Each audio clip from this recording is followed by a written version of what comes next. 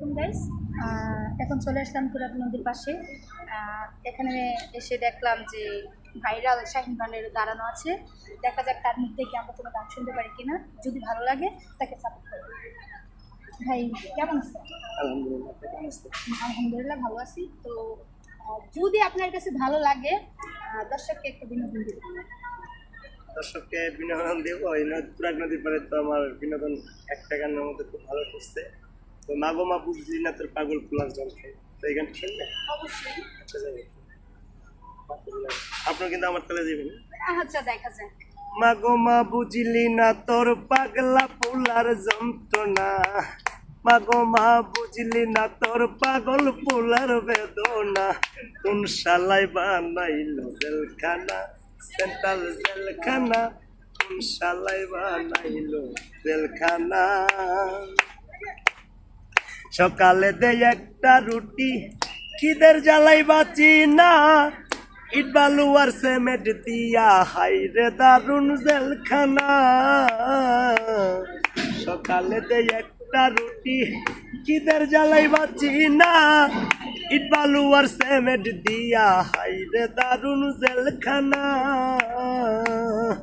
মাগো মা, মাগো মা বুঝলি না তোর পাগলা ফুলার যন্ত্রণা, মাগো মা বুঝলি না তোর পাগল ছেলের বেদনা, কোন হালাই বানাইলো জেলখানা, সেন্ট্রাল জেলখানা, কোন শালাই বানাইলো জেলখানা।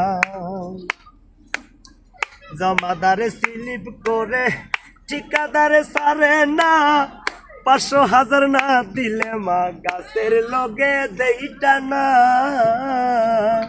জমাদারে স্লিপ করে ঠিকাদারে সারে না, 500,000 না দিলে মা গাছের লগে দেইটা না। মাগো মা বুঝলি না তোর অবুজ ফুলার বেদনা, মাগো মা বুঝলি না তোর পাগলা ফুলার যন্ত্রণা, কোন হাল্লাই বানাইলো জেলখানা, সেন্ট্রাল জেলখানা, কোন হাল্লাই বানাইলো জেলখানা। আসলে এখানে একটি কথা না বললে এমন নয়, যেমন বললাম অবুজ ছেলের যন্ত্রণা। আসলে একজন দোষী যে দোষ করে জেলখানায় যায়, সে কিন্তু আগে থেকে জানে না যে আমি এই কাজটা করলাম, জেলখানায় চলে যাবো। তো এই কথাটাই বলছে যে আমি মাগো মা বুঝলি না তোর অবুজ ফুলার যন্ত্র, তাই বলছে তোমার পাগল জীবন বিনয় করে আইলা না মা দেখিতে, এখন আমি বৈশা কান্দি কেরানীগঞ্জ জেলেতে। পাগল জীবন বিনয় করে আইলা না মা দেখিতে, এখন আমি বৈশা কান্দি কেরানীগঞ্জ জেলেতে। দয়া করে আমায় মাগো জেল থেকে বাই করো না, দয়া করে আমায় মাগো জেল থেকে উদ্ধার করো না, কোন শালাই বানাইলো জেলখানা, সেন্ট্রাল জেলখানা, কোন শালাই বানাইলো জেলখানা।